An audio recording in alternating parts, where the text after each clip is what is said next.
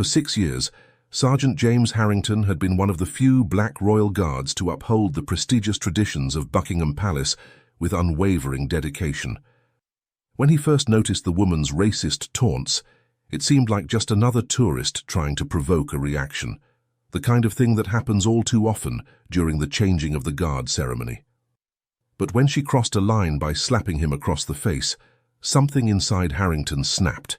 The choice he made in that moment would shake the very foundations of what it means to be a royal guard, and the consequences would ripple through the halls of Buckingham Palace forever.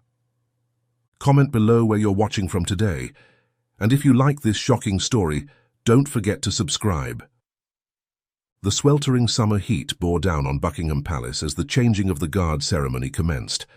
Sergeant James "Jim" Harrington, a black royal guard in his early 30s, stood at attention at his post in the East Gate, feeling the weight of the day pressing down upon him.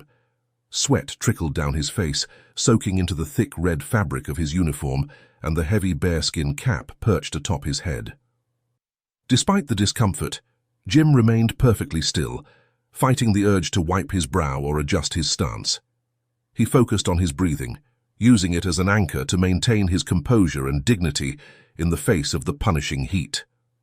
The iconic ceremony unfolded around him, a spectacle of precision and tradition that never failed to draw crowds of eager onlookers. The Guard regiment marched in perfect formation, their steps echoing off the palace walls in perfect unison. The regimental band's music filled the air, a stirring melody that seemed to amplify the pomp and pageantry of the occasion. To Jim, it was a highly regimented routine he'd performed countless times, but he understood the charm it held for the spectators.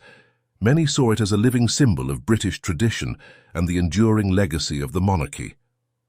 Tourists clustered around the palace gates and fence, their phones and cameras held aloft to capture every moment of the ceremony. The crowd was a diverse tapestry of humanity, families with excited children, couples stealing romantic glances between the marching guards, and groups of friends from various backgrounds, some local and others having travelled from far-flung corners of the globe to witness this quintessentially British spectacle.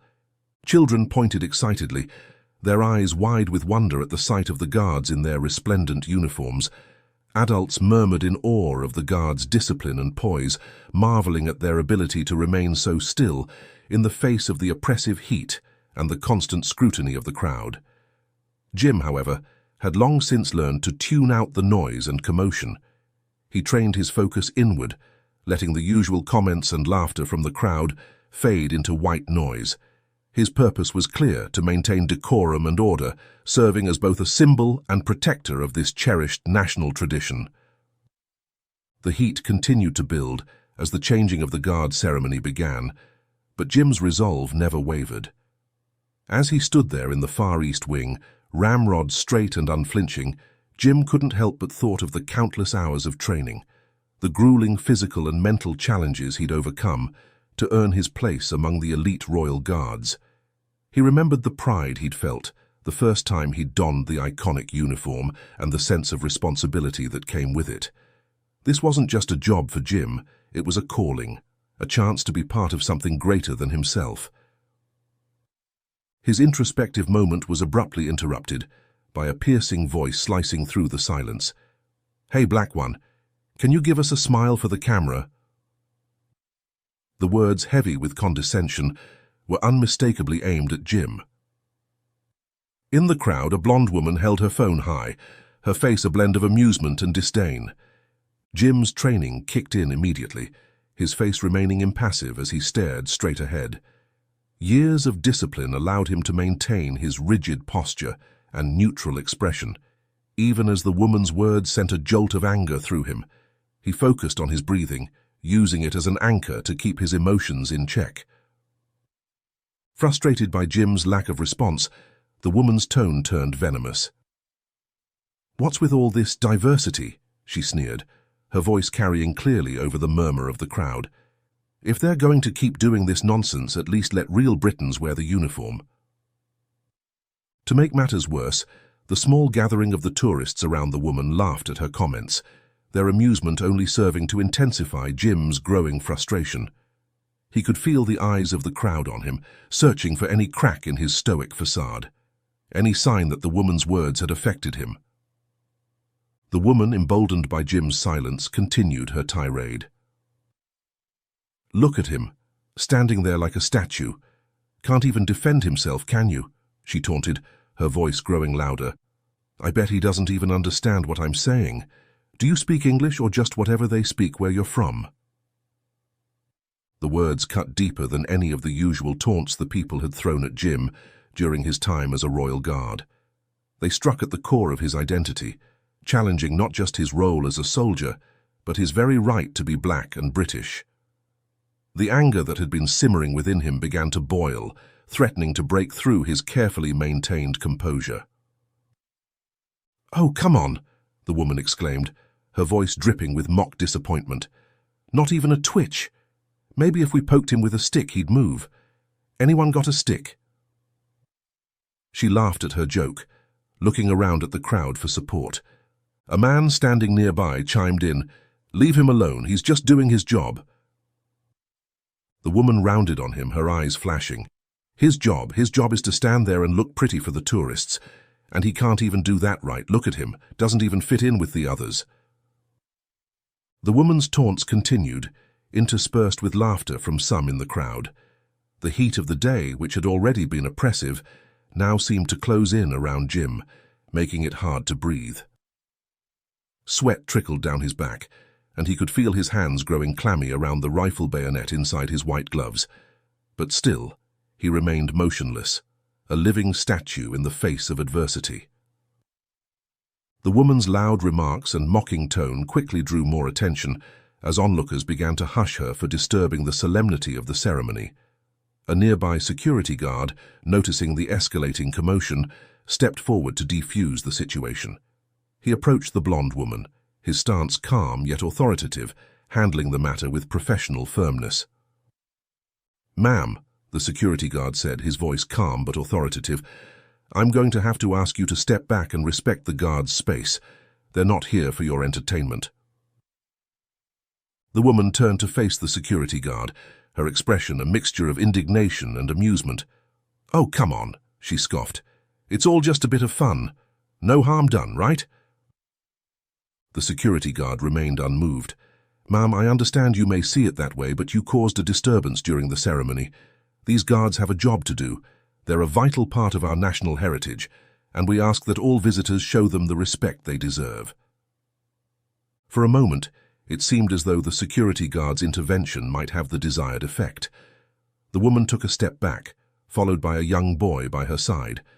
The crowd around her began to disperse slightly, some looking embarrassed to have been associated with her behavior. Jim, still standing at attention, felt a small measure of relief. While he couldn't show it outwardly, he was grateful for the security guard's intervention. It was a reminder that not everyone shared the woman's prejudiced views, that there were still those who understood and respected the dignity of his position. However, the respite was short-lived. As soon as the security guard walked away, the woman resumed her place at the front line behind the fence and taunts him, this time raising her voice even louder. "Hey you, black one," she called out, her tone dripping with mockery. "You blend well with that hairy cap. Can't see anything except your eyes. Ha ha! Show us your teeth so we can tell you're a real person." Her laughter rang out sharp and cruel, and to Jim's dismay, some of the nearby tourists had joined in again. They chuckled uncomfortably, caught between their own discomfort and the woman's apparent amusement. The young boy that had been trailing the woman's side, about 10 years old, watching Jim with wide-eyed curiosity. He leaned closer to the fence, tugging on the woman's sleeve. "Why doesn't he smile, Aunt Haley?" the boy asked, his voice filled with innocent wonder. "He's just standing there, not doing anything." Haley huffed in exasperation. "Because he's a royal guard, you idiot," she snapped at the boy. "They're not supposed to move no matter how funny or hard you bother them." "But why does he wear that funny uniform if he's a guard? Why is his hat so big and fluffy? It looks really hot." Haley scoffed, rolling her eyes at her nephew. "Don't be stupid, Daniel. It's just for show, you nitwit. To make tourists like you gawk and take pictures." Daniel tilted his head, still watching Jim intently. "But Aunt Haley, why does he look so serious? He's not smiling at all." Haley sighed, clearly annoyed by the questions. Because he can't think for himself, she sneered. He's been told to stand there and look stupid, so that's what he does. Use your brain, Daniel. The boy frowned, clearly struggling to reconcile his aunt's words with what he was seeing. But what if he needs to go to the bathroom, or if he gets thirsty? Haley let out an exasperated groan. Oh, for heaven's sake, Daniel, that's enough. The blonde woman snapped. If you're so fascinated, why don't we see if you can make him move? I bet he's not as disciplined as he pretends to be. The white ones are better at holding their posture, I've heard somewhere. Emboldened by his aunt's behavior and the lack of response from Jim, young Daniel reached into his pocket and pulled out a handful of peanuts from his snack. With a mischievous grin, he selected one and tossed it towards Jim, watching with fascination as it bounced off the guard's polished boot. Jim's expression remained unchanged, his eyes fixed straight ahead, but inside he was in turmoil. The peanut incident, seemingly trivial, was the culmination of years of racism he had faced, now boiled down to this careless act by a child who didn't know any better. It fueled his inner struggle, bringing to the surface all the doubts and frustrations he had been suppressing. The disturbance intensified as Haley's voice rose and the boy tossed more peanuts through the fence. A black woman, seemingly a local, stepped forward, urging the boy to stop loitering near the palace and advising Haley to keep him in check. This sparked an argument among the crowd, further escalating the chaos of the scene.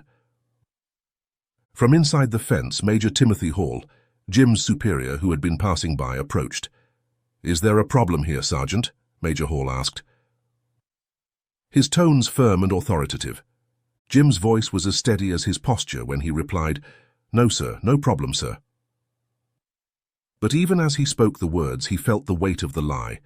There was a problem, a deep systemic problem that went far beyond this one incident. The security guard outside, noticing the escalating disruption, made his way back toward Haley, addressing her with a firm tone. "Ma'am, I've already warned you once. The guards are not here for your entertainment. If this behavior continues, I'll have to ask you to leave." His gaze then shifted to Daniel. "And you, young man, keep your hands off the fence. If I catch you tossing anything else inside the palace grounds, I'll ensure you and your—" "Aunt," Daniel interjected quickly. "Your aunt will face a fine, and trust me, you won't like that." Haley huffed and rolled her eyes, but ultimately backed down. Major Hall, satisfied that the situation was under control, casually walked away. Yet this brief moment of resolution only intensified Jim's inner turmoil, leaving him even more unsettled. As he stood there, outwardly calm but inwardly seething, Jim's thoughts drifted inward. His mind wrestled with the deeper significance of his role. Did the uniform he wore truly symbolize an outdated tradition, as the woman's taunts suggested? Or could it stand for something greater, a Britain that included and respected all its citizens, regardless of their background? The oppressive heat of the day showed no signs of abating as the ceremony continued.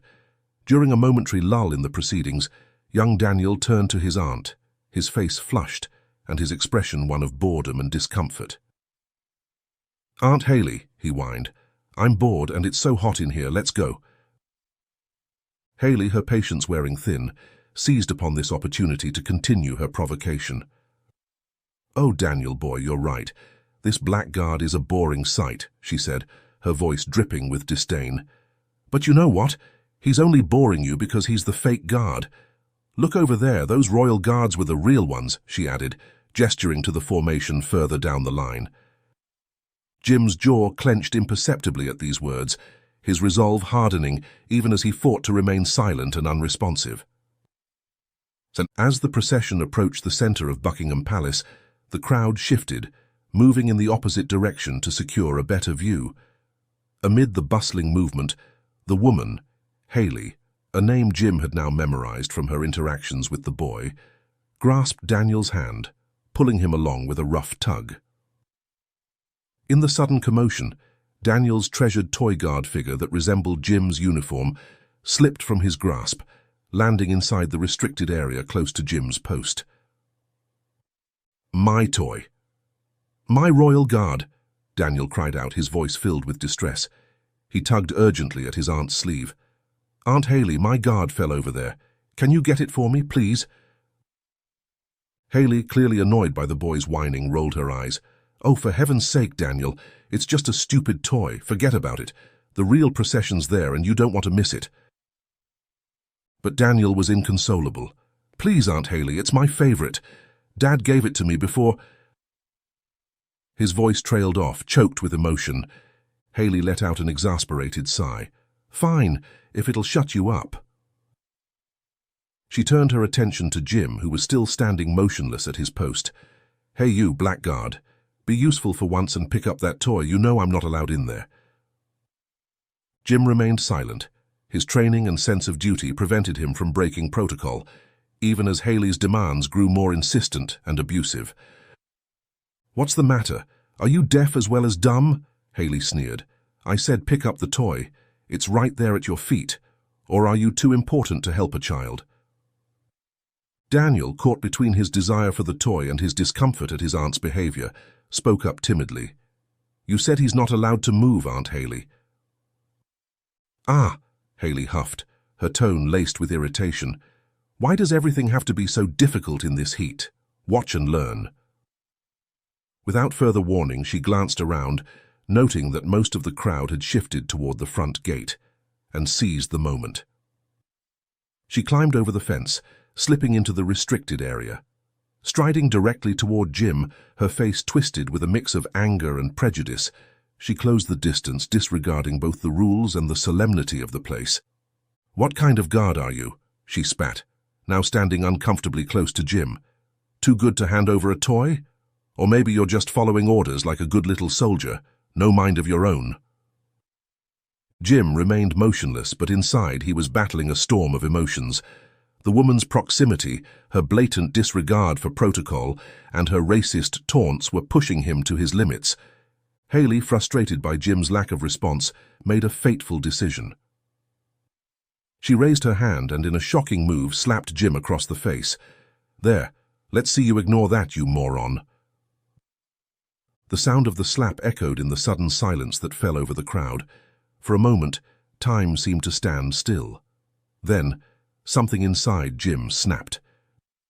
Years of training, of discipline, of turning the other cheek, all of it fell away in an instant. He grabbed Haley's arm, pinning her to the ground with a swift, practiced movement. In the same motion, he raised his rifle bayonet, his voice ringing out with authority. Halt! The echo of Jim's voice sliced through the air, loud enough to command attention from the east gate's surroundings. His gaze remained locked on the woman's piercing blue eyes, as a few onlookers close enough to witness the scene gasped quietly. Though most people around the area hadn't noticed the incident, this small group, curious and unsettled, began inching closer. The atmosphere quickly filled with the faint clicks of camera shutters and occasional flashes from phones as these few bystanders tried to capture the tense moment. Daniel stood frozen, eyes wide with shock and fear, his beloved toy guard completely forgotten amid the sudden confrontation. Noticing the cameras pointed her way, Haley's demeanor shifted abruptly. She began to wail dramatically, her voice rising to a shrill, pleading pitch. "Oh, please, I'm sorry, spare my life. I only fell over the fence trying to get a good picture of you," she cried, her exaggerated performance seeming genuine to those unaware of her earlier conduct. The camera flashes and Haley's sudden change in tactics breaks Jim's focus. His grip loosened and his rifle bayonet fell to the ground with a clatter. Realizing what he had done, Jim released Haley, stepping back in shock at his own actions. Seizing the attention of the small crowd, Haley's expression shifted to one of feigned helplessness. "Please," she whimpered loudly for all to hear, "can you help me get back over the fence? I'm so sorry for the misunderstanding and for climbing the fence. I won't do it again. You see, sometimes I get confused and do things not supposed to be done." Words keep spilling out of her mouth, anything to save herself from the situation, but Jim was deaf to her pleas. Reluctantly, he held back his frustration, maintaining his composure under the watchful eyes of the onlookers.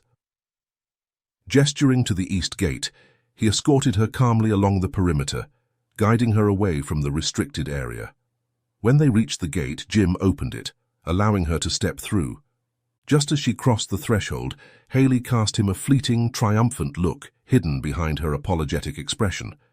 Without warning, she spat on his shoes, a subtle, defiant act that went unnoticed by the crowd, but its intent was clear. Jim held his ground, his expression stoic, as she rejoined Daniel, who stood nearby, wide-eyed and confused. Haley thrust the toy guard figure into Daniel's hands. "That's how you do it, boy," she whispered, and patted him on the back. "You don't let anyone push you around, not even these royal guards." Jim stood rooted to the spot, facing the judgmental stares of the onlookers. Some looked shocked, others angry, and a few seemed confused by the rapid turn of events. He could feel the weight of their gazes, the silent accusations in their eyes. In that moment, Jim realized that his actions, regardless of the provocation, had crossed a line he had sworn never to cross. The situation quickly descended into chaos. Several bystanders, disturbed by what they had witnessed, alerted a nearby security guard, who approached to assess the situation. As word spread, the crowd gathered for the changing of the guard ceremony gradually drifted toward the commotion, drawn by conflicting accounts of the incident. Voices clashed as people shared their versions, some defending Haley's act as a misunderstanding, while others condemned her behavior, creating a ripple of tension and curiosity that spread through the spectators. Some onlookers argued vehemently in Jim's defense. He shouted, "Halt, first," one tourist explained to a security guard. "That woman was harassing him all day. She even slapped him." Others, who hadn't witnessed the full extent of Haley's actions, were quick to condemn Jim. "He attacked a civilian," someone shouted. "Is this how the royal guards behave now?" As arguments raged on, Major Timothy Hall approached Jim from inside the fence. His face was a mask of disappointment and bewilderment, clearly struggling to reconcile the impeccable soldier he knew Jim to be with the scene of disorder before him. Before Jim could offer any explanation, Haley's shrill voice cut through the commotion. "He assaulted me," she shrieked, her earlier bravado replaced by a performance of victimhood. "I only wanted to get a good picture, and he attacked me. This is outrageous." Major Hall, balancing the need for protocol with the importance of preserving the solemnity of the procession, made a quick decision. "Sergeant Harrington," he commanded in a low, controlled voice, "you're relieved from your post. Follow me to my office immediately." Without waiting for a response, he turned, trusting the security guard to manage the woman and the dispersing crowd. Jim gave a brief, respectful nod, then stepped away, leaving the scene behind as he followed Major Hall, the murmurs of the crowd fading into the background. When they reached Major Hall's office, Jim attempted to explain the full sequence of events. "Sir, I need to tell you exactly what happened." "I don't want to hear it, Sergeant," Major Hall interrupted sharply as he closed the door behind them. "It's hard to believe a woman would go as far as jumping the Buckingham Palace's fence simply over a toy. Stop making excuses." "But, sir, you saw her earlier, making racist remarks and disturbing the peace," Jim countered, his voice tense with frustration. Major Hall's gaze hardened as he regarded Jim. "Shouting provocative words and jumping over fences are not connected, Sergeant Harrington. Enough. Your duty was to maintain composure and discipline, regardless of the provocation." His tone was steely, leaving no room for argument. "Do I make myself clear?" Jim clenched his jaw, suppressing his response as he nodded, tension simmering in the silence between them, thick and unresolved. "I'm disappointed in you, Harrington," he said, his voice heavy with frustration. "You know better than this. Hand over your uniform and rifle. You're suspended pending a full investigation." The weight of Major Hall's words hit Jim like a physical blow. He had sacrificed so much to wear this uniform, to serve with honor and distinction. Now, in the span of a few chaotic minutes, it was all being stripped away. As Jim changed into civilian clothes, he felt a wave of defeat wash over him. The uniform he had worn with such pride now lay folded on Major Hall's desk, along with his career, his dignity, and everything he had worked for. He walked out of the office feeling naked and vulnerable, acutely aware of the eyes that followed him as he made his way out of the palace grounds at the East Gate.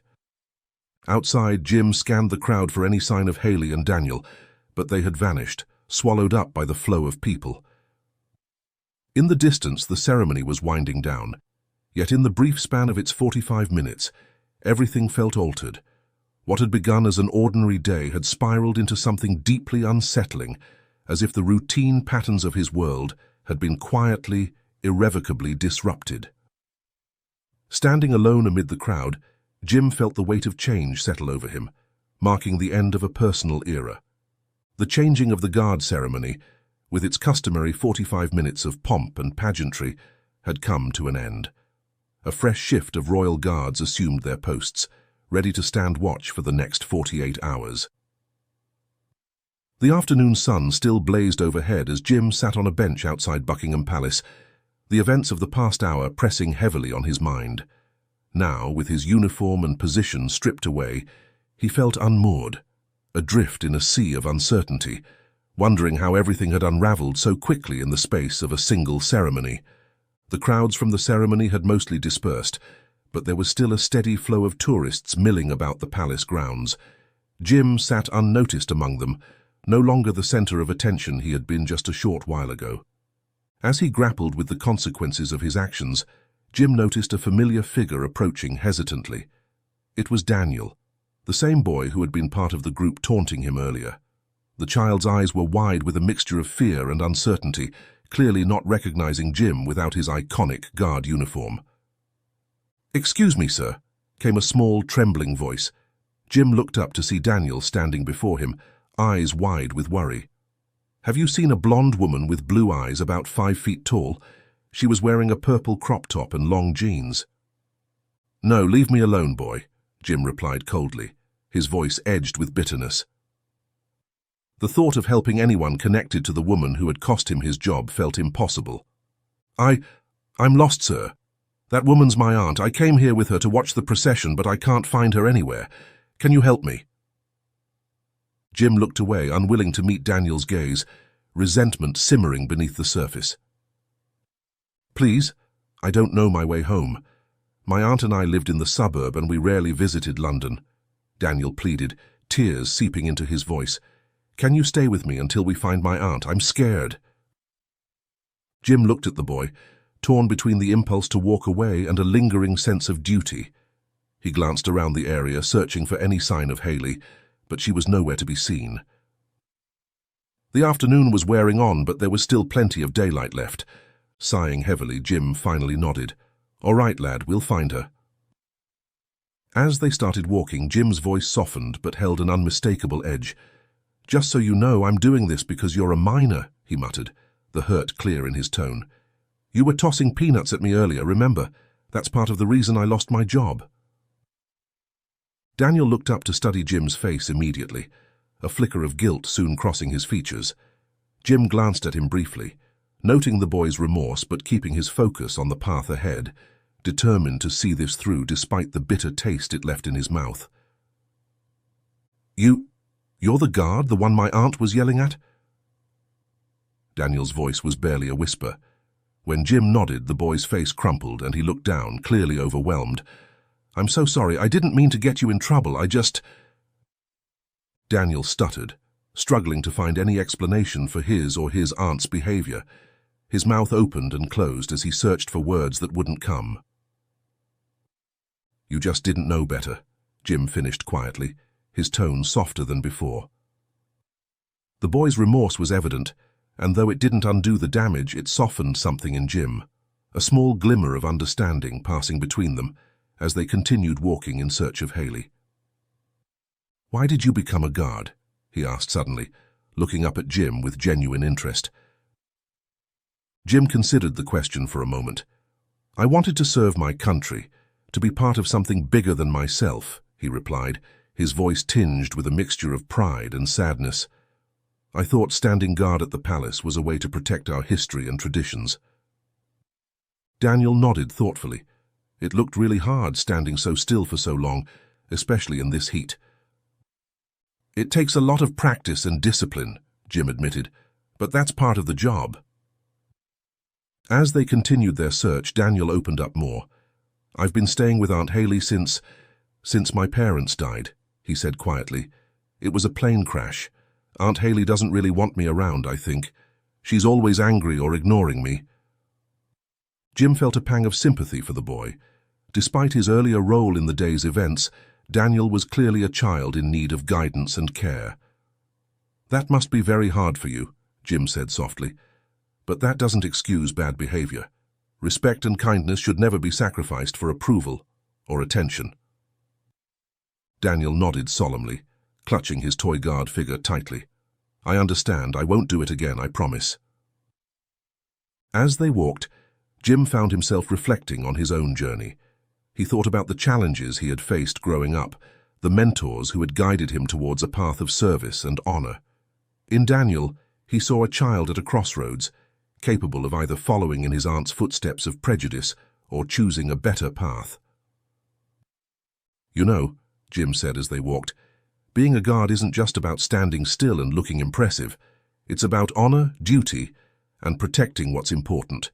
Every person, no matter where they come from or what they look like, can embody those values." Daniel looked up at Jim with newfound admiration. Do you think I could be a guard someday?" Jim smiled, a genuine warmth spreading through him for the first time since the incident. "If you work hard and treat others with respect, you can be anything you set your mind to."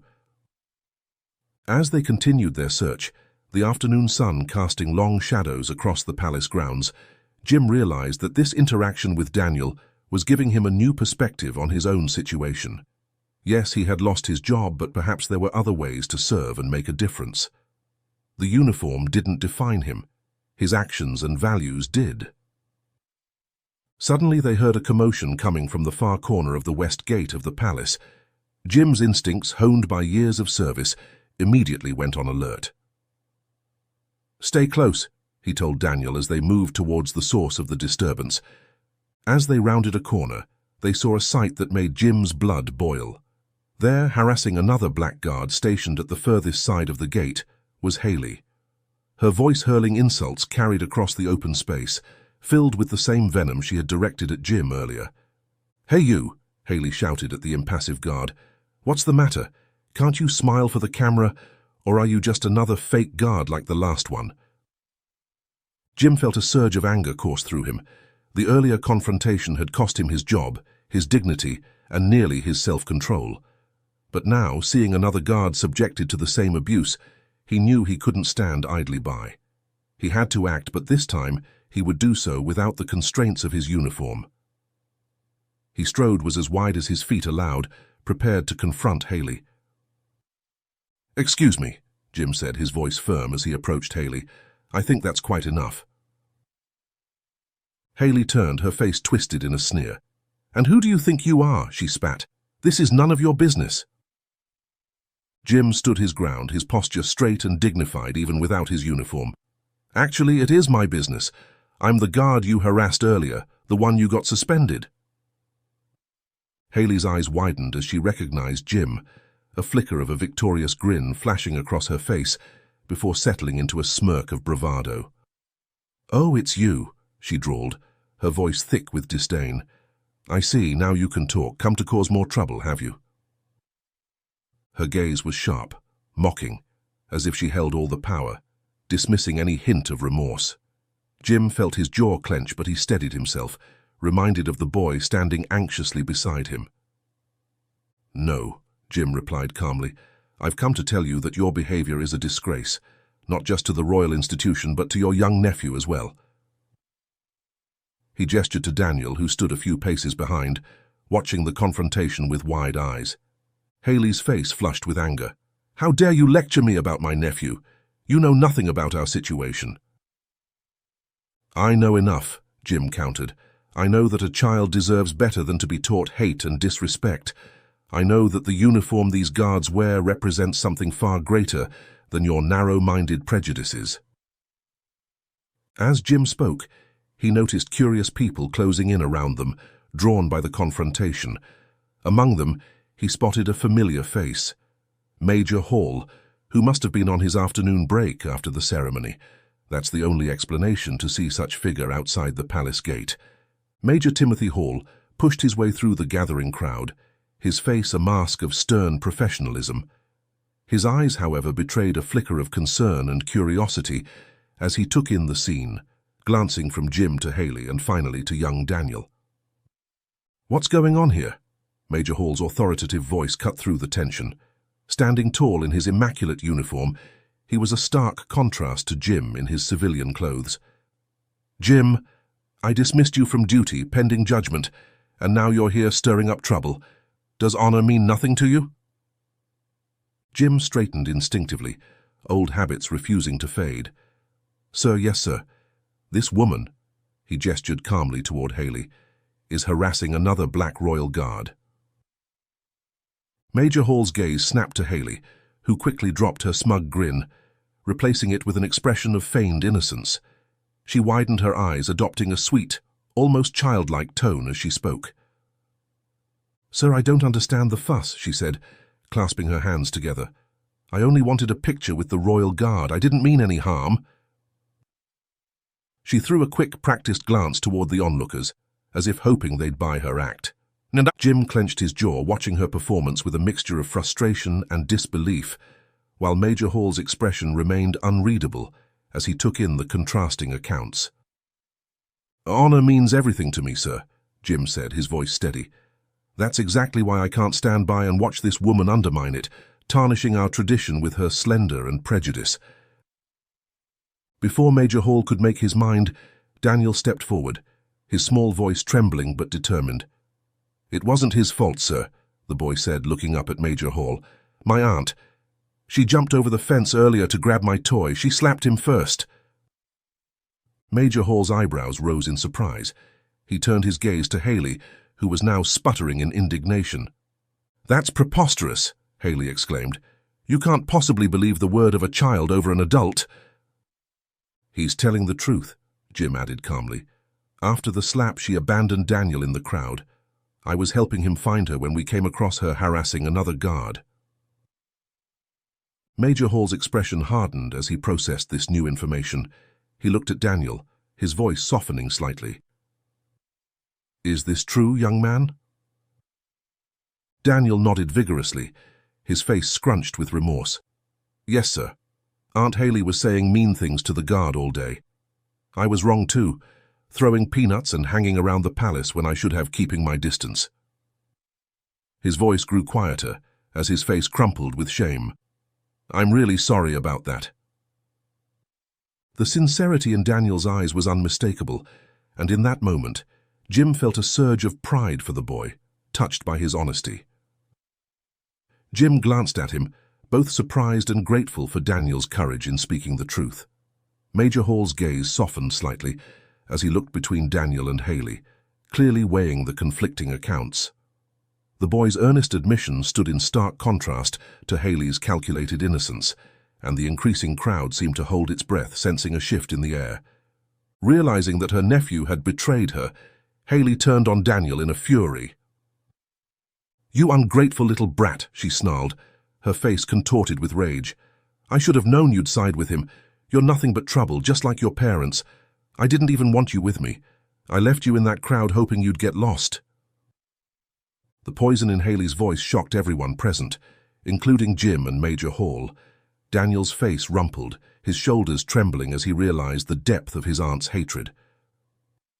Jim instinctively moved closer to the boy, placing a protective hand on his shoulder. Major Hall's face darkened at Haley's outburst. "Madam," he said, his voice cold with barely contained anger, "I think you've said quite enough." Turning to Jim, Major Hall's expression came with a full understanding. "Sergeant Harrington, I owe you an apology.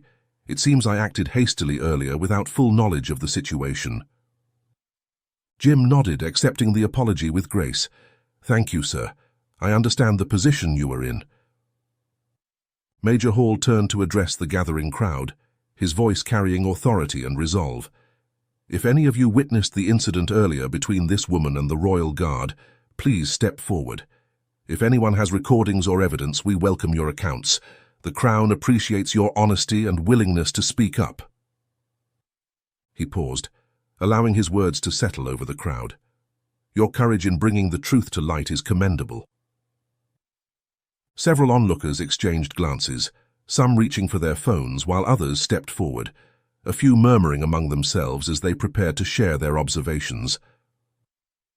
As the situation began to de-escalate, Jim felt a faint glimmer of hope, a quiet belief that this difficult experience might spark change, not only for himself, but for the system as a whole. Yet, as he looked down at Daniel, who still trembled, shaken by his aunt's cruelty, Jim understood that the road ahead would be challenging. This confrontation had exposed not only the prejudice Jim faced, but also Daniel's vulnerable position, a young boy caught between conflicting values, in need of guidance and protection. While the adults around them deliberated on what to do next, Daniel clung to Jim, seeking comfort in the man who had shown him kindness and understanding amid the chaos. Jim placed a reassuring hand on the boy's shoulder. "It's all right, lad," Jim said softly. "You've been very brave today. What your aunt said, that's not on you, you hear me?" Daniel nodded weakly, wiping his eyes with the back of his hand. Jim turned to face Major Hall, his resolve hardening as he spoke. "Sir," Jim began, his voice steady and filled with conviction, "I believe Daniel's home situation might not be safe. Haley's comments reveal a clear lack of care for his well-being. Leaving a child alone in a crowded place like this, it's more than just irresponsible, it's dangerous." Major Hall nodded gravely, his earlier stern demeanor softening as he looked at the distressed child. "I agree, Sergeant, this is a serious matter." Jim continued, "I'm fully aware that this does not fall under our responsibility as the Royal Guard, sir, but maybe Child Services should look into this. Daniel deserves better than to be left alone or treated with such disdain." As Jim spoke, he noticed Haley's face pale, the realization of the consequences of her actions finally setting in. She opened her mouth to protest, but Major Hall silenced her with a stern look. "That's an excellent suggestion, Sergeant," Major Hall said. He then turned to address a nearby police officer who had been called to the scene. "Officer, I believe we have a situation here that requires further investigation." The police officer nodded and stepped forward, assuming control of the situation. After listening to Jim and Daniel's accounts, reviewing Haley's behavior, and assessing the evidence gathered from phone recordings, they determined there was enough basis to proceed. "Ma'am," the officer addressed Haley firmly, "based on the accounts we've received and your own actions, we'll be charging you under public order law. Additionally, we have concerns regarding the child's welfare that must be addressed." Haley's earlier bravado crumbled entirely. "You can't do this," she protested weakly. "I'm his guardian. You have no right." Haley's protests fell on deaf ears as the officers prepared to escort her away. One officer approached with a social worker from the Child Welfare Department, who reassured Jim and Major Hall that they would thoroughly review Daniel's situation. They assured them both that Daniel's safety was their priority and that temporary care would be arranged if necessary to protect his well-being. Daniel, still clutching his toy guard figure, looked up at Jim with a mixture of gratitude and uncertainty. "What's going to happen to me now?" he asked, his voice small and frightened. Jim knelt down once more, meeting Daniel's eyes. "Don't worry, lad. These officers are going to make sure you're safe and taken care of, and I promise you, they're going to find a place for you." "Will I see you again, sir?" Daniel asked in a small, hopeful voice. Jim smiled warmly, reaching to gently ruffle the boy's hair. "I hope so, kid," he replied. "But even if you don't see me in my post here again, you'll always have that guard figurine to remind you. And if you remember the lesson I taught you, then you've already got me right here," he said, tapping Daniel's chest gently over his heart. As Daniel was led away, he kept glancing back over his shoulder, his eyes searching for Jim. Watching him go, Jim felt a surge of complex emotions. There was relief that justice was finally being served, sadness for the hardships Daniel had endured, and a renewed sense of purpose. He had joined the Royal Guard to protect and serve, and today, stripped of his uniform but not his principles, he had done exactly that. Major Hall watched the scene unfold with a thoughtful expression. As the last of the onlookers dispersed, He turned to Jim with a newfound respect in his eyes. "Sergeant Harrington," he began, his tone markedly different from their earlier interaction, "I believe I owe you more than just an apology. Your actions today, both in uniform and out, have demonstrated the virtues of the Royal Guard. Integrity, compassion, and the courage to stand up for what's right, even in the face of personal cost." Jim stood straighter, a habit ingrained from years of service, even as he stood there in civilian clothes. "Thank you, sir," he replied, his voice steady. Major Hall continued, "What you did today, helping young Daniel, standing up to injustice, and maintaining your integrity even after being dismissed, that's the true essence of what it means to be a guard. It's not just about standing still in a uniform, it's about embodying the principles of honor, duty, and compassion in everything we do." Jim felt a lump forming in his throat, overwhelmed by the Major's words and the sudden turn of events. But Hall wasn't finished. "I'd like to offer you the opportunity to return to your post, Sergeant," Major Hall said, his tone now formal but tinged with warmth. "The Royal Guard needs people like you, individuals who understand that our role goes beyond mere ceremony. We need guards who can adapt to the changing times while still upholding our core values." Jim's heart raced at the offer. Just hours ago he had thought his career was over, his dreams shattered. Now he was being offered a second chance, a chance to return to the job he loved with a renewed sense of purpose. "Sir, I don't know what to say," Jim stammered, uncharacteristically at a loss for words. Major Hall smiled, a rare sight that transformed his usually stern features. "Say yes, Sergeant. The uniform is waiting for you, and I assure you I stand behind you fully. Your actions today have served as a powerful reminder of the true values the Guard represents." With a deep breath, Jim straightened his posture and met Major Hall's gaze. "Yes, sir. I would be honored to return to my post." As Jim walked back into Major Hall's office to retrieve his uniform, he felt a profound sense of renewal. The weight of the day's events still lingered, but it was now tempered by a newfound understanding of his role. He realized that he represented more than just a tradition. His presence in the Palace Guard symbolized resilience, dignity, and a testament to how inclusivity strengthens institutions. Later that day, Jim resumed his post, dressed once more in the red uniform and bearing the rifle bayonet that marked his duty. As he scanned the crowd, he noticed Daniel standing at the edge, accompanied by a different guardian, likely a social worker or perhaps a family member assigned to his care. The boy's face lit up with recognition, and he waved enthusiastically, still holding tightly to his toy guard figure. Jim returned a subtle smile, maintaining his professional composure, but he couldn't ignore the warmth spreading through his chest. In that moment, he realized he had left a meaningful impression on Daniel, perhaps planting a seed of respect and understanding that could positively shape the boy's future. It was a quiet but profound reminder of why he had taken up this role, to serve, to protect, and sometimes to inspire.